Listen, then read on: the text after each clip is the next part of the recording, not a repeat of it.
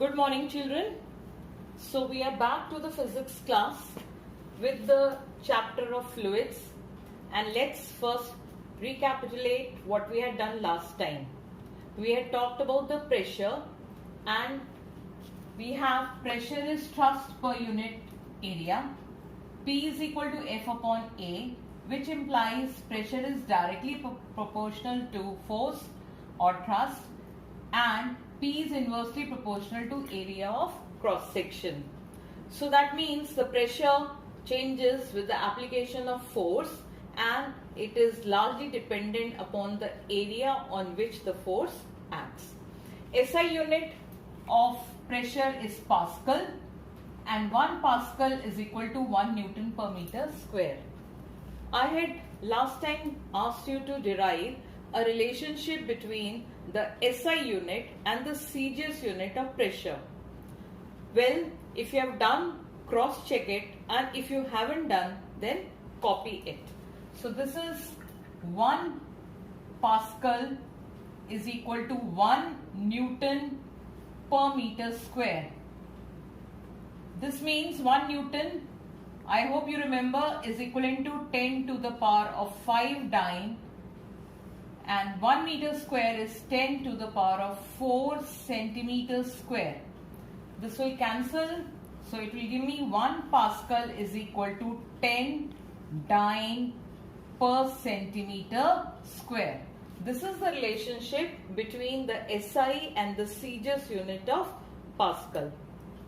Now, with this we'll proceed to the pressure exerted by fluids.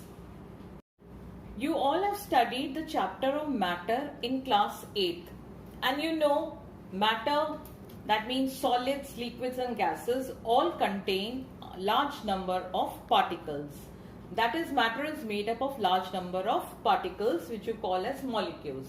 So here, since we are talking about fluids, I am just saying that fluids are made up of large number of very small particles, and these particles are in random motion.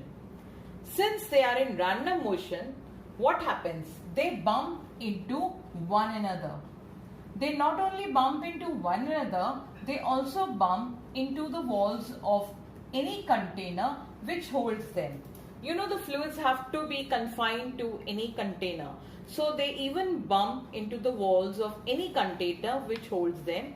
And if there is some object in the fluid, then they bump into that object also. Now, when they are bumping into one another or the walls of the container or into the object, they are basically applying force. Now, that force is going to be acting on some area. The force acting on a particular area exerts pressure. So now we can understand that what is the reason for the fluids exerting pressure. Now see this bottle. It is containing liquid in it. Now in this bottle, the water is there. What will happen? The water molecules are going to exert pressure on all the sides of this bottle, and they are also going to exert pressure at the bottom. Now let's see, if you consider this bottle water to be divided into different layers. Okay, so over here I have this bottle, and if I consider it to be comprising these layers, so molecules of water will be exerting pressure from all the sides. That means they will exert pressure on the sideways. Apart from this, what is going to happen is that if I consider this layer, then the pressure exerted over here is due to all the water content on the top of it. Similarly, if I consider the pressure on this, then it is due to all the water content above this. Over here, the pressure is due to the content in 1, 2, 3, all the 3 layers. And when I talk of the bottom, then the pressure is due to all the 4 layers of water which are above it. So what can you conclude from this? I hope you can understand that the pressure is increasing as we are moving down. So the pressure, I can say, increases, rather I can say liquid pressure increases with depth. But if I consider the pressure at this level, then the pressure at this level will be same everywhere. Pressure anywhere horizontally will be same, but when we move vertically down, the pressure will keep on increasing. So liquid pressure increases with depth, and also liquid pressure is same in all directions at a particular level.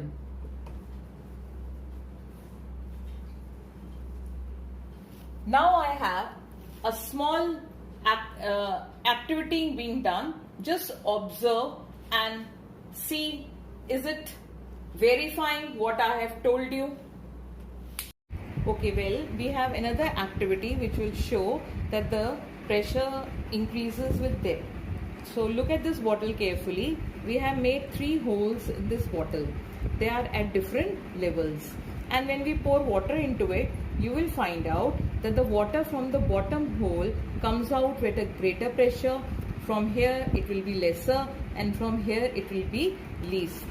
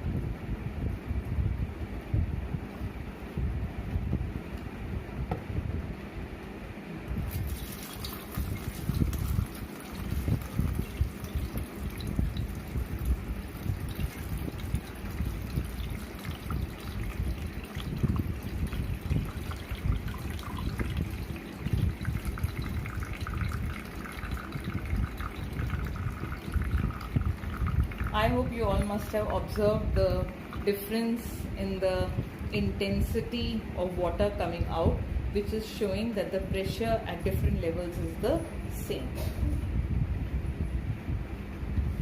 Well, what did you observe? You observed that there was a bottle in which there were 3 holes at different heights, and when we poured water into it, the water from this hole came out in this manner. Then water from this hole came out in this manner, and water from here came out in this manner. So what is it indicating? It is indicating that the water is coming out with different intensities from different holes. Rather, it is coming out with more intensity. If I mark this as A, B, C, then it is coming out with more intensity from the hole C than B and then A. So the intensity with the water comes out from A is the least. So from here we conclude that liquid pressure increases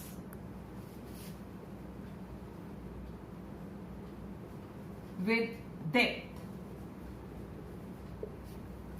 Now observe another activity.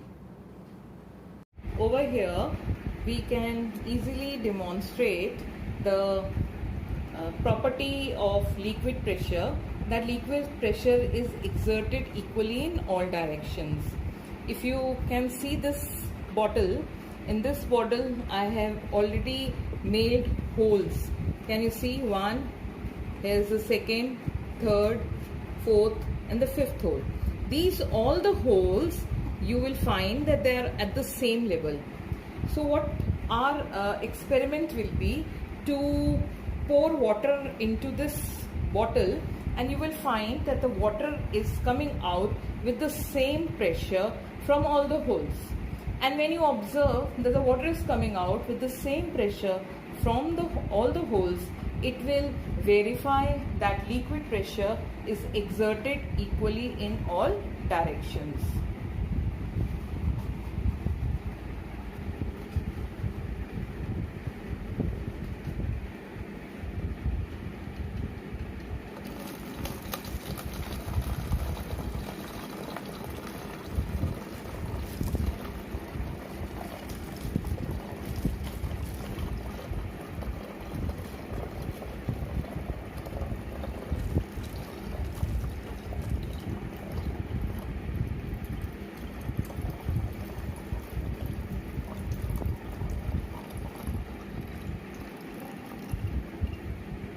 Now, be sure to observe it. Can you see?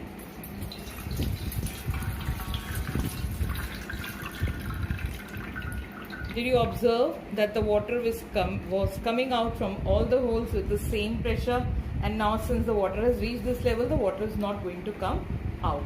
So here, by observing that the liquid was coming out with the same pressure from all the holes at the same level, we will conclude that the liquid exerts same pressure in all directions.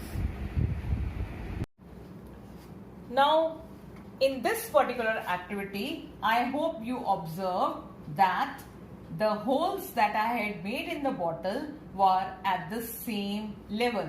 Okay, I can show you 3 over here, 1, 2 were at the back, and when water was poured into it, the water came out with the same intensity from all the 3 holes. So the conclusion that we draw from this is that liquid pressure at a particular level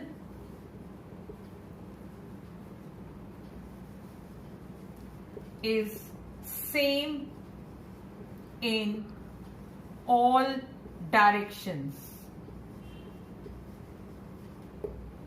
Now let's summarize that liquid pressure at a point is thus defined as the thrust due to the liquid column acting on unit area around that point.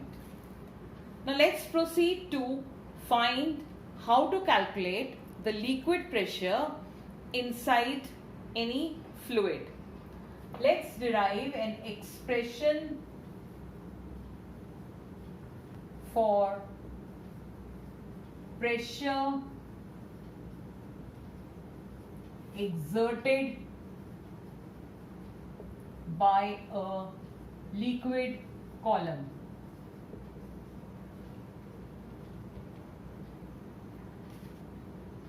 Let's consider a vessel, and this is filled up with a liquid, and this is the free surface of the liquid PQ, and let the density of liquid in this vessel be rho. Now let's take any point inside it and let this point be R, and we need to determine the pressure exerted by the liquid at this point R. For that, let's consider an area around this and let this be A. So now that means that the area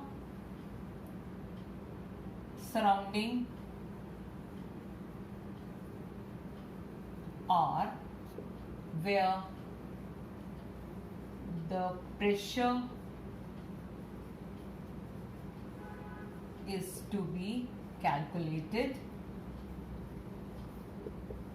is A. Now, what will be the thrust acting on this area A. The thrust acting on this area A will be equal to the weight of liquid above it. So let's consider the column above this area. Now see, when you consider this column, it is coming out to be cylindrical in shape. So whatever is the content of liquid in this cylinder will be exerting the thrust on this area A. So I can say that thrust on area A is equal to the weight of liquid column in the cylinder above it. Okay, I hope you are getting it. What I mean to say is that we need to calculate the pressure exerted by a liquid column. For that, we have chosen any container with a liquid of density rho, and we have taken a point R where we want to calculate the pressure.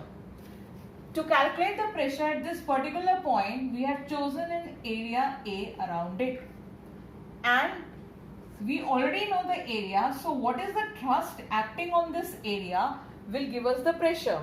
So therefore, the thrust on this will take in account the force exerted by the liquid on the top of it.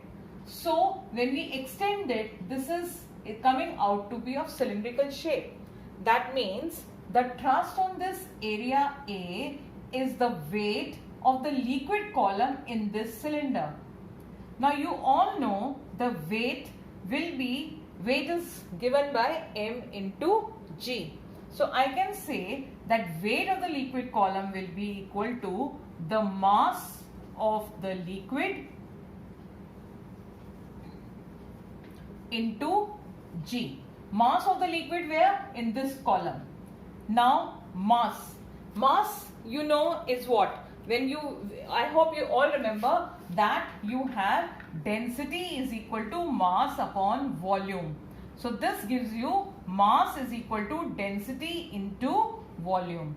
So over I can say that the mass of the liquid in the cylinder is equal to density of liquid into volume of the cylinder into G. Now density of liquid we have taken to be rho. So I can put this over here. Volume of the cylinder, that means volume of the liquid, I should say volume of the liquid in the cylinder. So this volume is equivalent to how much? Volume is A into H, area into height, right? So rho into A into H. A is the area and H is the height. Height of the cylinder will be equivalent to the depth of the point R from the free surface of the liquid. So H is the depth at which the point R is located into G. Now this is finally the thrust which is acting on the area A. But I need to calculate the pressure. So over here I am not rubbing out the below things, hoping that you are going to copy it out. So over here I have pressure on area A is equal to thrust upon area. Now thrust I have calculated to be rho A H G divided by A. So now you see A and A will cancel out and I am getting P is equal to H rho G. This and this will cancel. So H rho G. So finally what I get is that the pressure exerted at A is equivalent to H rho G. That means the depth below the free surface, density of the liquid, and acceleration due to gravity. So even at this point R, the pressure will be the same because we already know that the pressure at a particular level is always going to be the same. So the pressure at any particular level of a liquid depends upon the height of the liquid column above it, the density of the liquid, and acceleration due to gravity. So children, we can say that liquid pressure at a point inside a liquid column is given by the product of height of liquid column above that point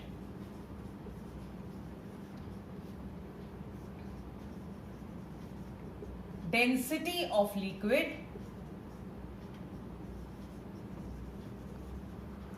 and acceleration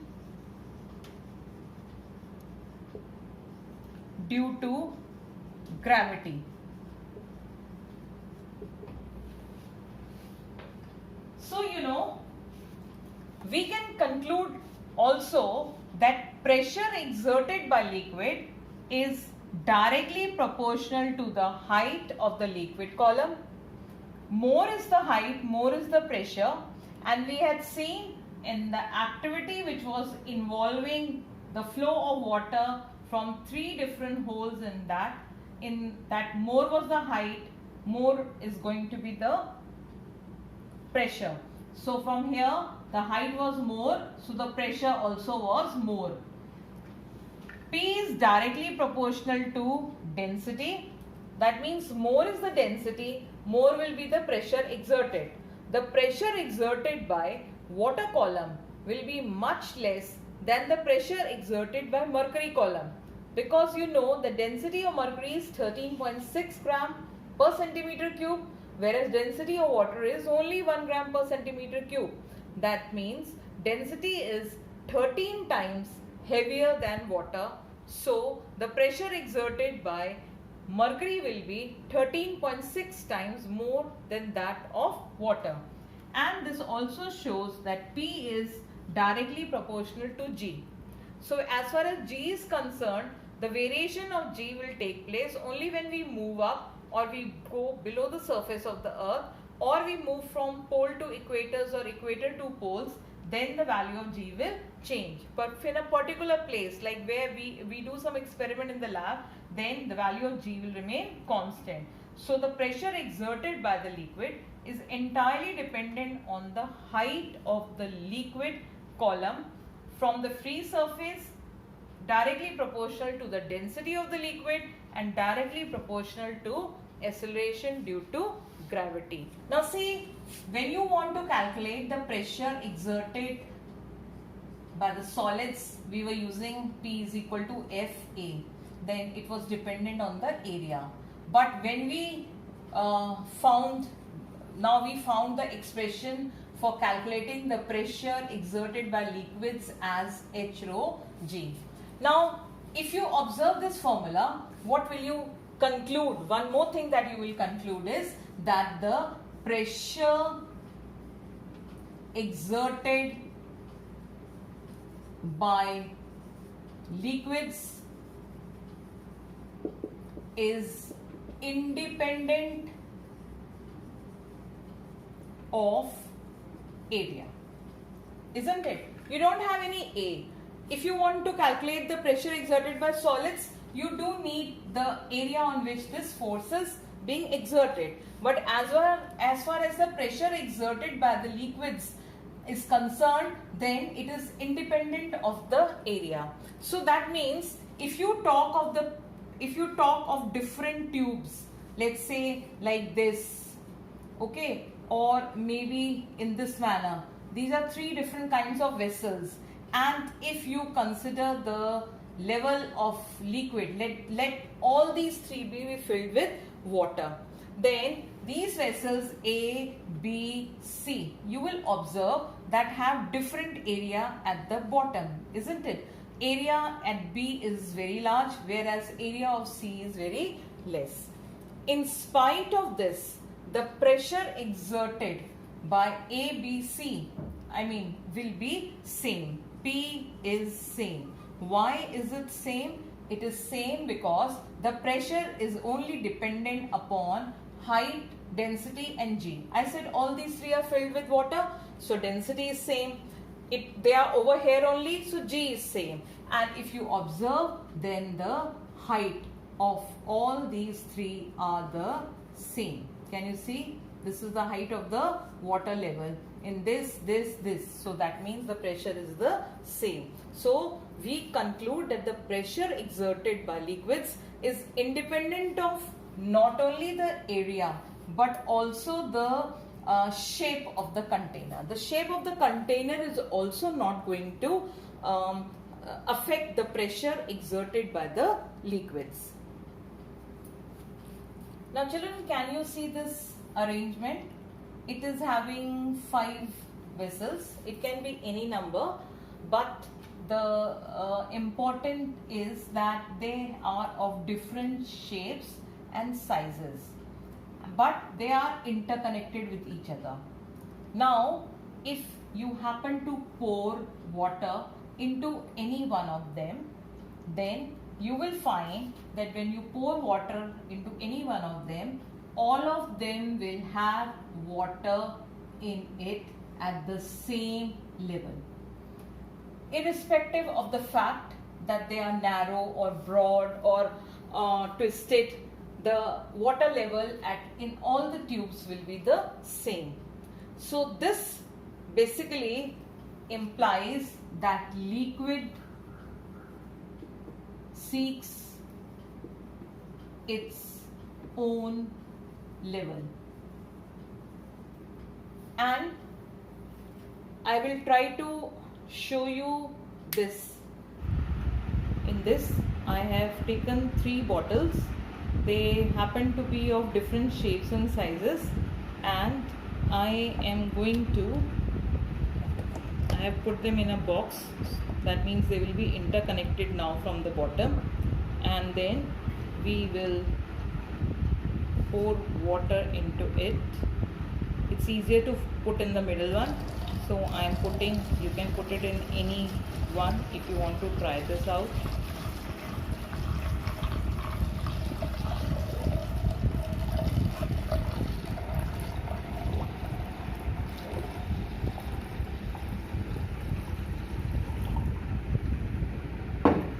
Hope you can observe that the water in all the 3 is the same. I had just put it down, so the water has squeezed out, but I'll just pour more water and show you.